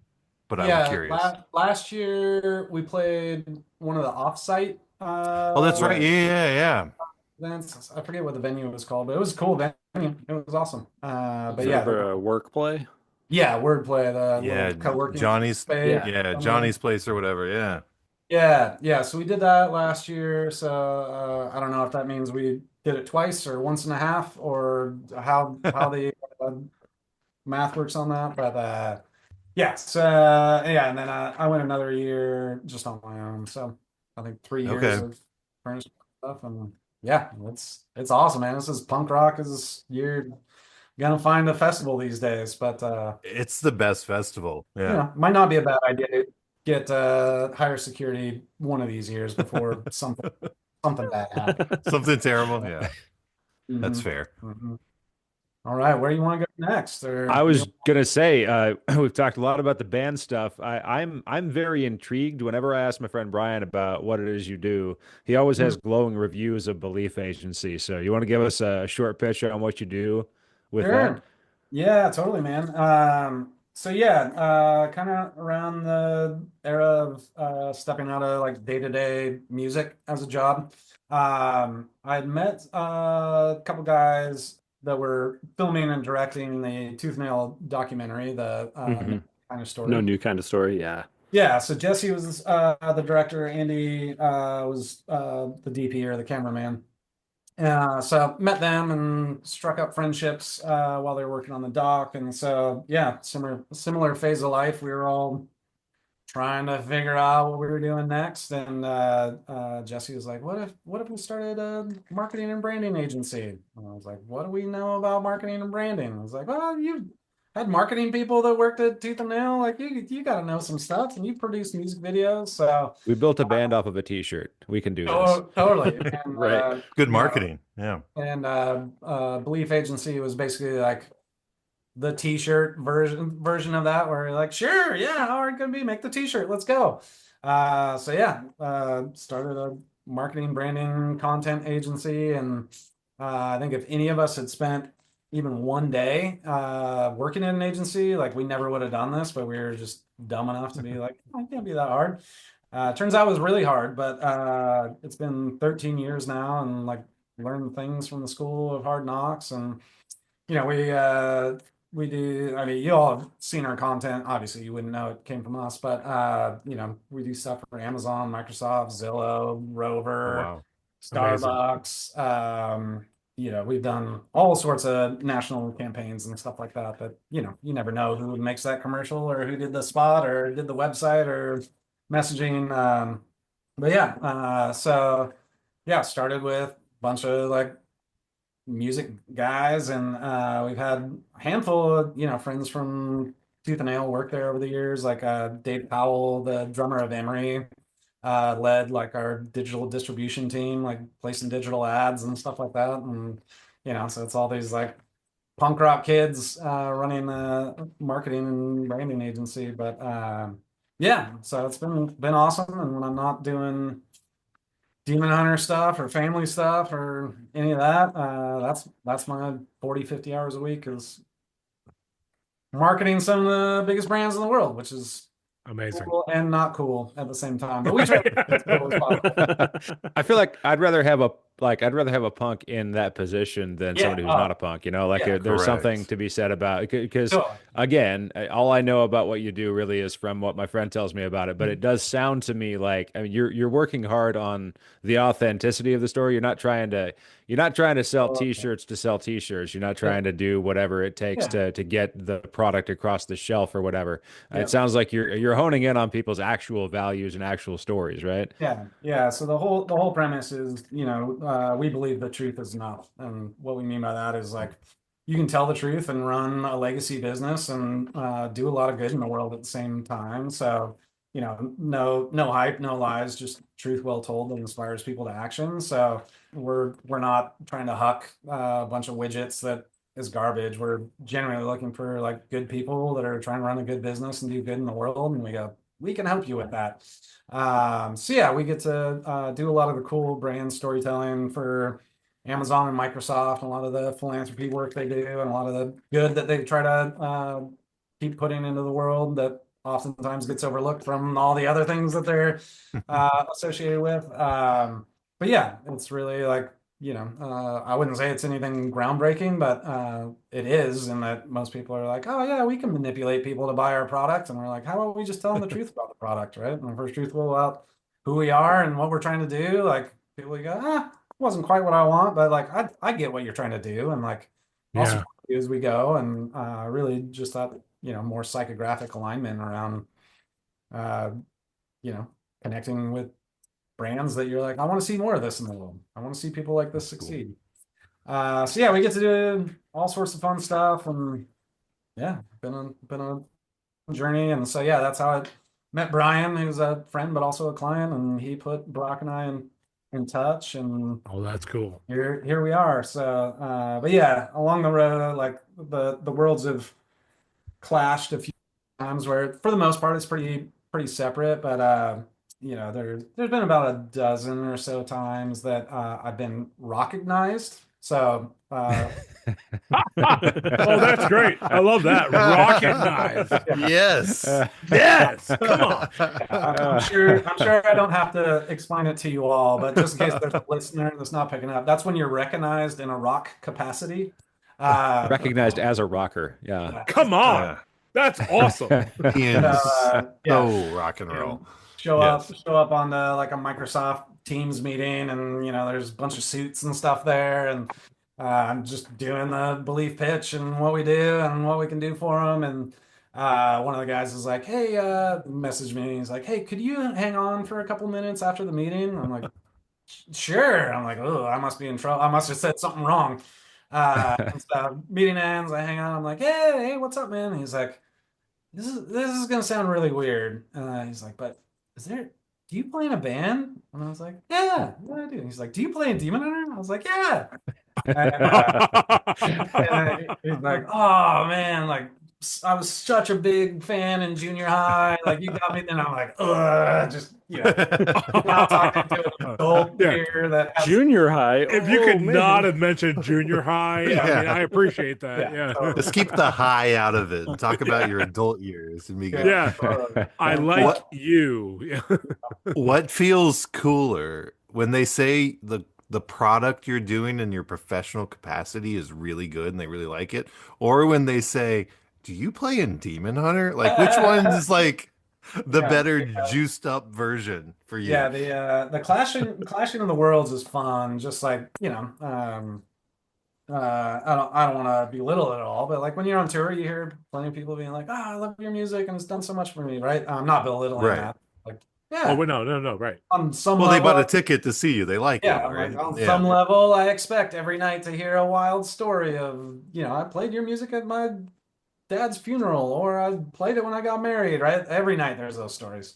But the context of like being outside of Demon Hunter in this like totally separate world and environment, and somebody goes, wait a second, like, do I know you? Do you play in Demon Hunter?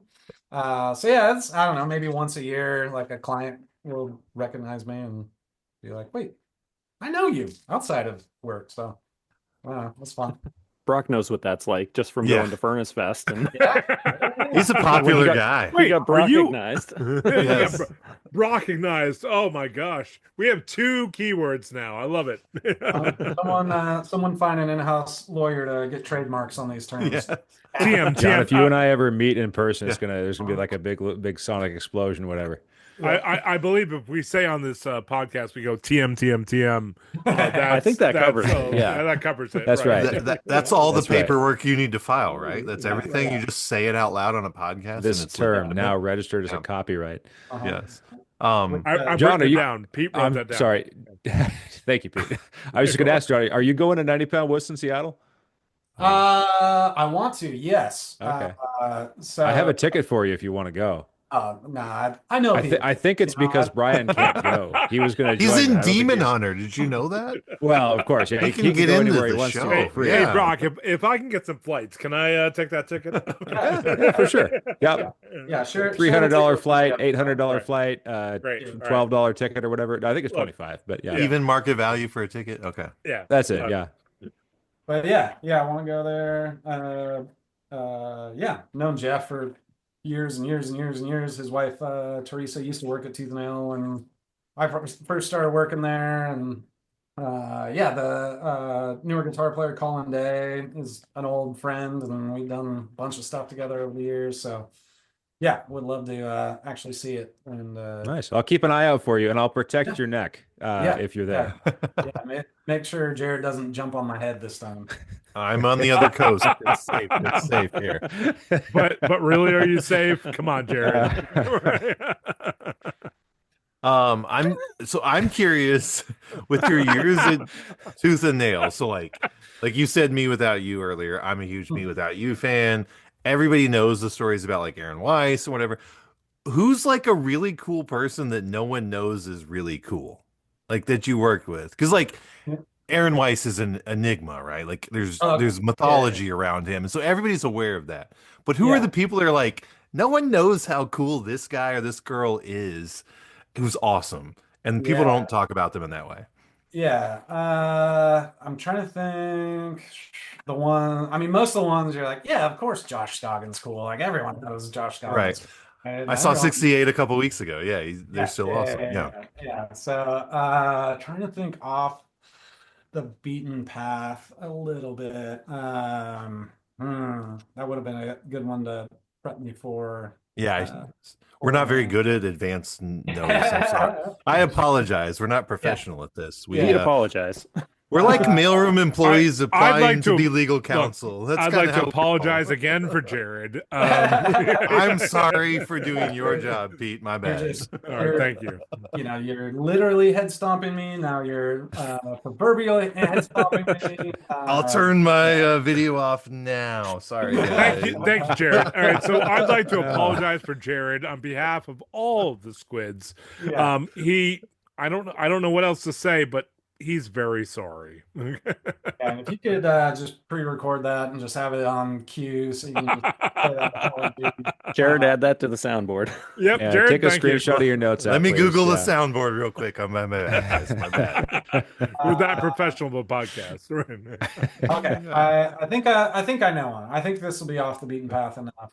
Maybe not, but I will say one of the coolest dudes is Rocky Gray from Living Sacrifice. He was also Ooh, in yeah. Evanescence. Yes. Yeah. And Rocky, Rocky's more of a introvert, so he's not gonna be the one out shaking palms and whatever. He probably has an Instagram, but he's not bragging about himself on Instagram. But Rocky's like low key, just one of the coolest dudes. And he's super into horror movies. Like he watches horror movies all day, every day, other than doing music stuff. So he's like a horror movie aficionado, and he's produced and maybe even directed a couple of horror films over the years. Like you wouldn't guess it. I guess you could look at him and be like, yeah, that guy probably likes horror films, but you can like get past like the initial like just cold faced Rocky. Like if you like talking about horror films, Rocky's your dude. He's Nice. he's a sleeper. He's a sleeper of a cool dude. So Great. I actually have Awesome. a good Rocky story. yeah. So I was on Lansdowne Street in Boston, waiting in line to get into a 5-iron show. Okay. And I'm standing there in line and I see this dude walking, up the street, and I'm looking and I'm like, I'm pretty sure that's Rocky from Living Sacrifice. So as he's like pretty close to me, I'm just like, Rocky. And he just kind of turns and like he's like, yeah. Okay. I was like, oh hey man, like huge Living Sacrifice fan, you know, love, the band, all that stuff. Made some small talk, and then he's like, "Oh, are you here for the Evanescence show?" And I was like, "Nope." Just Going to walking the around. ska show, man. Going to the ska show. So it was one of them was playing at Axis, and the other was playing at Avalon, which are right next door to each other. Yeah, yeah. R.I.P. So to both yeah, of those. But yeah, exactly. So yeah, 5-iron was playing like basically next door to Evanescence, like same night, same time. Did you let them know? I mean, was that news to them that those two bands were playing at the same time? He was kind of like, they are. But yeah, no, talked with him for, a couple minutes, but yeah, he was a super nice guy. Well, that now makes me want to ask a follow-up Let's because go. Oh, your questions are amazing right now. I do love Me Without You, like so many people all over the place. So, like, do you have a great Me Without You story that's not well known? Yeah, again, give me a cap on how many I'm allowed to tell, because Zero No, cap, like we unlimited. have the time that No you have, cap. okay? Yeah, on God. For Me Without You stories, I'll be here till tomorrow. Keep going. Yeah, and Jared hosted this, so you know what? If you we guys go need to bed- jump off, I'll stick around as He gets to long make as the you want rules. to tell. Yes. Yeah. A funny one. So the first time they came to Seattle, so we met them at Cornerstone, and they kind of got signed out of there, and so we were familiar with them, but like whatever. They were new artists. Obviously, everyone was super stoked on it. And it might have even been one of the Tooth and Nail tours that they were doing, but so they roll up to Seattle. And when I showed up for work in the morning to unlock the mailroom and get to work before anyone else, they're just laid out on the floor or on like our driveway, and somebody's on the loading dock and someone's on top of their, they're just sleeping randomly throughout the parking lot. So a couple of them wake up and let them in, and they're like, oh yeah, we're so excited to be here, and so appreciate you signing us. Like, we got food for everyone. Like we want to put together a breakfast buffet to like thank you all. I'm like, oh sweet, yeah, man. Like come on in, open the door. I'm like, here's the kitchen, set your stuff up. So they like put together this legit spread, and it's like bagels and donuts and cream cheese and coffee and like all this stuff, which no band has ever done that for us before. So people are rolling in, we're like, this is awesome. So staff gets there, we all come down to the break room. Me without You's, saying nice words of like, hey, thanks, want to thank you all. So everyone's like starting to take their bites of donuts and bagels and whatnot. And I don't remember who said, I'll just attribute it to Ricky, but I don't know if it was actually Ricky. But one of them's like, yeah, and all this food this morning we got from the dumpsters down the Right. road. We went behind Einstein Bagels and got the bagels. And we went behind the donut shop, and everyone's like, "God," spitting out their food, and I think that was the first time we learned about them and the whole like freaking thing they had going on. Yeah. Did it feel like a cat bringing you like a mouse without its head? Like, here you go. Like, look Yeah, what I I brought got this you. just Yeah. for you, and you're like, Yeah. I don't want that. Yeah, I appreciate the gesture, I guess. So yeah, so be careful whenever Me Without You offers you food. You never know where it came from. And then another one. I'll just say I'm a big fan of dumpster diving. Okay. I adore that as an I figured approach. It's that's right up your but alley, not John. everybody Yeah. does, and I understand that too. Yeah. Then another one that is about a yearly thing. We'd have to like close our books with EMI and get all the checks cashed and written and all that kind of stuff. And then like every year it'd be like, hey, there's multiple checks to Me Without You that have not been cashed. Can you please get them to cash the checks so we can close our fiscal books?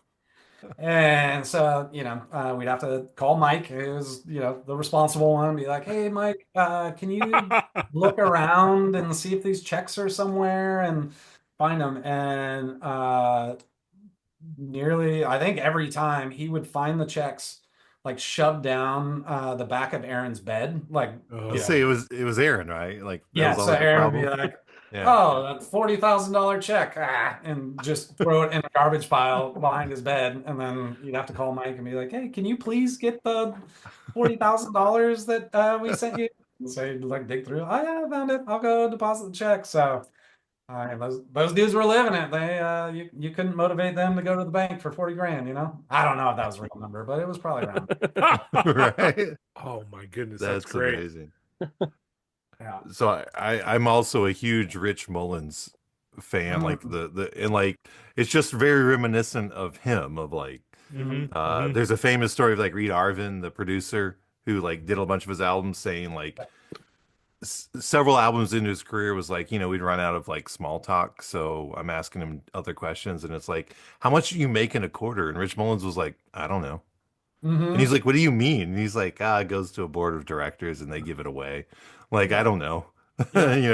And that's how like that Me Without You, Aaron Weiss situation sounds like to me, of the same, which is why I a fan like so many other people. Like, man, I'm in a long line of folks who appreciate that. If Aaron could have only had a board to give those checks to rather than jumping behind. He wouldn't have to swim across rivers and things, right? To express his emotions. Totally. Yeah. All right. No, that's great. Thank you for indulging me. Yeah. What else you got? Who else you want? Yeah. Well, fire away, Emery. Like, Here let we it go. go. All right. Let's hear it. Have you? I was going to ask if you purchased an object from their adult shop, but that's probably out of line from the Emery guys. Oh, Jared. Oh, Jared. They're married supplements. There's nothing wrong with that. You can buy as many toys as you want from Emery. Yeah, so That's true. When Bad Christian, first start, not just first, the first handful of years of Bad Christian, Matt was renting space from Belief Agency. We had like an upstairs corner that the old brick wall facade they had behind the podcast and all that kind of stuff. That was in the Tooth and Nail office. I'd see Matt every day as he was coming to work up in Oh, wow. basically storage room. But yeah, we used to get boxes of adult toys shipped to the office, and just a big box that says like dildos on the side. And the mail guy would come in and be like, Everybody "Excuse me, needs them. Yep. who's ordering the industrial box of dildos here?" They're cheaper in bulk. We'll say that. Yeah. In my college years, I worked in a warehouse, so like your mailroom stories of fulfilling orders. I was on a little like motorized pallet jack and would pull stuff, and then there were the forklift drivers or whatever. But this same warehouse company had a separate facility, and my brother and I worked like in the evening hours after they would close down. Like my brother's father-in-law was the manager. Yeah. And so we had a job working at night, but this one other facility, it was basically junk that would be like packaged and shipped overseas, and then like in India and China they would turn these things into like diapers and latex into paint and other objects or whatever. So this one facility had a latex stuff, but it had the molds for the latex. So the gloves, like no big deal. There's a bunch of ceramic hands. Oh no. Other things are made out of latex, and you need molds for those latex objects. And it's all these ceramic objects mounded up like 20 feet high inside. So you'd round the corner in your forklift and find this ceramic pile of facsimile male members that were made to That was a create very good other. You facsimile. like that? Yeah, I like that. That was Facsimile. great. So Those condoms aren't going to shape themselves. no, sir. You don't want real folks for that. You got to use some ceramic objects. So my brother and I worked after hours. We're the only two people in the building. I did like 3 nights and was like, you know what? This $8 an hour is not worth it. I quit. Like, no more of the. That's the end of it. This was in Dothan, Alabama in the summer. There had been somebody murdered in the field next door. A body was found. Oh, I was like, geez. I don't want to work the 5 o'clock to 2 a.m. Oh, shift my word. anymore, guys. I'm out. I'm out of this game. I'll work daytime hours in the main warehouse, but the weird ceramic place that just has stuff piled up, no, it's not for me. Didn't want to work in the mailroom, MALE. Hey, there it is. There it is. There it is. Circling back. It's a callback, folks. It's all coherent. That's what they call it in the biz. Yeah. I'm going to call a quick timeout for listeners. Yeah, please.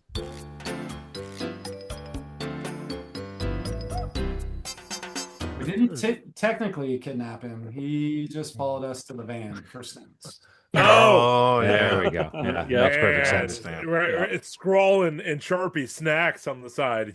Right. That's better than candy. Yeah. Am I right? Someone threw a turd at the van. That's what happened. Oh no.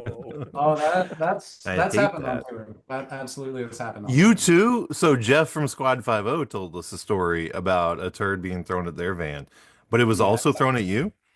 Well, I gotta remember who was on the tour. One of the tours we did, Haste the Day was on the tour, and Jimmy Ryan was the singer at the time.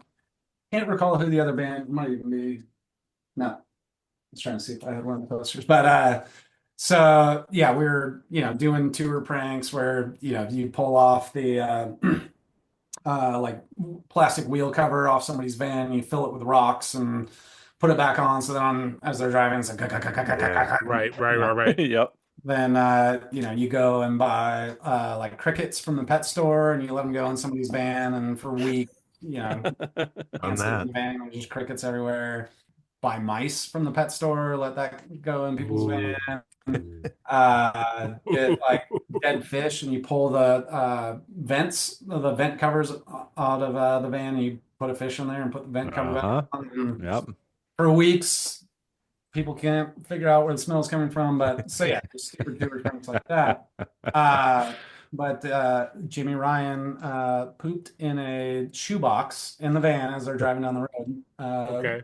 Pooped in the shoebox, then rolled down the window and chucked it out the window at the other van's van, and like hit the side of the van. Oh, gee. Oh man. Jimmy. Yeah. So you see all sorts of things. I like to call that excellent marksmanship. It left a mark. Definitely left a mark. Fecal focus. Yeah. Wow. So John, I gotta log out soon to put my kids to bed, but we usually ask our guests if they'd like to play a game. So we have one tailored to you, I think, or at least to Demon Hunter. Okay. Kevin, do you want to explain it? I'll let Jared explain it. Okay. Jared, do you want to explain Jared's it? the game guy. Yeah, I do want to explain it. Jared, So explain it. Pete, apologize for the Look, game. yes. I'd like to apologize get for it. how many times it's been volleyed to different hosts. Is what I want to apologize. Do you want to say sorry in advance before we play the game? Look, I apologize for this game in advance. All right. Save apology for later, just in case it goes poorly. Yeah, nope. I'll apologize again. Don't worry. Perfect. So, yeah, we like to tie the game into our guests and ourselves because we're vain, I think. We probably think this podcast's about you. Yeah. So since you are a demon hunter, we would like you to assign a vice to each one of us that the demon hunter and you would come to stamp out. Wow. So we understand that this is a brief interaction, so you don't really know us too well other than whatever's come up. But that gives you some clues. So we always like to offer a follow-up question for each of us where you can clarify whatever you want to ask that might give you whatever gives you some insight, some valuable knowledge, something that you can work off of that helps you land on the particular vice for each one of us. Well, but balls in your court. Give us a vice. Balls in your court. I apologize for that analogy. yeah. Well, since I've been a demon hunter for 24 years, I don't even need any clarifying questions. Amazing. Wow. This is my life's work. I can do that. So You see into our souls already. Excellent. Yeah. And we would like to eradicate our vices because we're trying to be more virtuous. Yeah. I personally feel violated. But anyway, continue. So in no particular order, I'll start with Kevin. Okay. Yes. And I'm pretty sure I've seen public notices of Kevin being a peeping Tom. Wow. Peering into people's Scary. windows at night. I'm Yep. pretty sure I recognize that one. Yep. Jared, largely depending on your background, I'm pretty sure your vice is being a furry. Those damn kids. Yeah, but fair enough. Fair enough. Yeah, no, these are my kids' costume. I get it. Yeah. Kids. Yeah. Yeah. Pete, I'm gonna go. I think your biggest vice is trying not to cuss. You know what? That's forking right. They're all right. These are all correct. It's Yeah, just this whether is- or not you wanna- Yeah, so Yes. far He you're is spot the on. demon hunter. Yeah, you know. Gosh darn it, that's right. Yeah. Shut the front door. And, last but definitely not least, Definitely not. Brock's vice is staring a little too longingly at photos of Tom Selleck. Ooh. Found me out. Yeah. Tom Selleck is taking your purity ring. And, Wow. Is he on the wall just outside of the frame? Just out. John, do you think his picture looks like the trip into Narnia to me? You know, the Voyage of the Dawn Treader when they jump into that every time he logs on. I just That's see right, Narnia. Yeah. Just need a boat. That's it. Yeah. But over there to the other side, Tom Selleck. So how'd I do? Oh gosh. Nailed it. Perfect. I mean, honestly, that right there is probably the best game we ever played. Yeah. Seriously, worked out pretty well. So you're saying the bar is pretty low. I appreciate that. I like that. No, now you set the bar higher, but That's right. Honestly, so I guess I mean, sometimes I just like to know what people are watching on TV, so I know what shows I should start watching. That's what Right. he's Maybe he doing works in for the Nielsen. window. We don't know. Yeah. Maybe recipe ideas. What are they Yeah. having for dinner? Yeah. That's it. Oh, that's great. Thank you, John. Appreciate it. Yeah. You're an insightful person, and I think you've shown us the way to better ourselves. You've shown us the way out by revealing what was not yet known. Yeah. And when you start getting all the cease and desist letters from this podcast, feel free to reach out, and I'll freelance be in-house legal for you. And Perfect. There we go. Sounds like a like plan. it. I'll just shove each of the cease and desist behind my bed until somebody calls and says, "Get those out for me," because I'm going to jail. Right there next to Aaron Weiss's royalty checks. You just put them together in the same box. Yeah. Exactly. With hopefully it's not Jimmy Ryan's shoebox, but No, that one's stinky. did we just get 5 callbacks in a row? Yeah. I think so. Pretty good. Oh wow! Look, I think Pete may be the one that actually, and unless he's coordinating, unless he's diverting Pete, for me, so I can. How'd you get into Brock's house, Pete? I don't I understand. mean, that's a super quick Google search. That's what that is, guys. Sorry. Pete, Incredible. He just causing his brother to stumble right here. Look, well, it's yeah. what I do. All right. I A mean, millstone around your neck, sir. A millstone Gonna need an around apology your neck. for that. I apologize for making you stumble, but it was a great Google search. Yes. And I'm sorry ahead of time, Google, for what's about to become in my algorithm. Dick Broadus is trying to throw off the chains that encumber him. That's to varying degrees Asunder. of success. Hey, look, Yeah. break every chain, bro. Okay. That's it. I sure hope Tom will. Do you have an outro for us, buddy? There. I sure do. No, I was just gonna say, John, if you've got more time, I think these guys do too. And if you've got more stories, they would love to talk to you. But obviously, your schedule, my schedule calls me, so I need to deliver the traditional Pickle Home Companion departure. I'll have to call it here as well. I've got a No worries. road trip down to Portland tonight. So Oh, is that right? Oh, wow. nice. Wow. Not bad. It's a nice town. Brock, are you in Portland? I'm in Salem. Salem. Oh, It's Portland's best suburb. I'll be in Salem on Wednesday. Keep your eyes out. Keep your Oh, doors for locked. real? Yeah.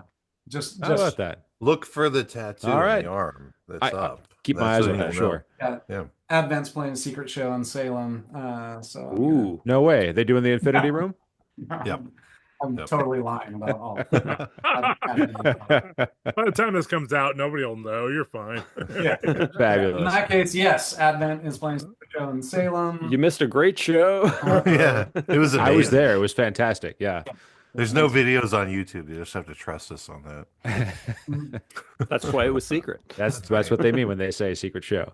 The best. Well, that's the news from Lake Scabagon, where all the demons are strong, all the hunters are good looking, and all of the secret shows are above average. Oh, onward, pickle soldiers. We did another perfect podcast, guys. It's like 50 something in a row. I don't know how. Wow. That's Wow. right. Amazing. Mostly No thanks flaws. to John, I imagine. Yeah. Yeah. Yeah. Yeah. We Yeah, so, appreciate that. Yeah, Pete's at my house now, so I got to go I am. entertain Pete. Kind of weird. You thought Kevin was the peeping Tom, but here we are. Yeah. Got Turns that out. wrong, but I didn't want to tell you. Oh, I'm just Fine. looking through the window. Pete's actually in the house. Yeah, It's different. I'm in the house. I'm all the way in North Carolina. Just saying. That we know of. Okay. Fantastic. This was fun, guys. Thanks, Sean. Like for the Yeah, for thanks, the time. This was awesome. Absolutely. Look forward. If I see you at 90 Pound Wuss, great. If not, some other time. Cool. Look out, Salem. I'll be there Oh. Wednesday. That's right. All right. Legitimately. All right. Thanks so much for coming on. All right. Come back Thanks a lot. anytime. See you. See you. Thanks, guys.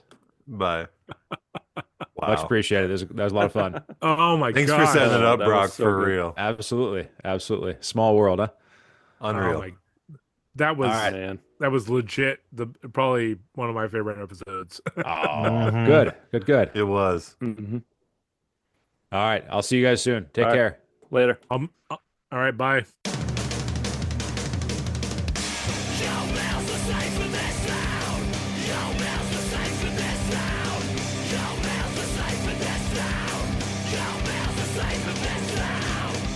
How fun was that? Dude, that was so fun. Oh, He was so game. he was game for everything. It's what, Right off the rip. Oh my gosh! Like we didn't even get to introduce him. Should we introduce him right now? Our guest is Jonathan Dunn. He's been so many things. He's a fan of Tooth and Nail. He's a Tooth and Nail kid. He was at the opening day of the Tooth and Nail store. He worked in the mailroom. He signed Emery. He signed August Burns. He signed Mark Nelson. He signed all these other bands. He was the in-house legal counsel, not because he was qualified, but because he was that cool. And then he became the A&R guy, and now he does marketing and branding, and he's just awesome. Plus, he's in Demon Hunter. We didn't even say that from the beginning. So that's our guest. Hope you enjoyed it. Because we sure did. All right. Hey, and now Kevin, on to the episode. Let's get started. Oh no, I'm leaving it at the end.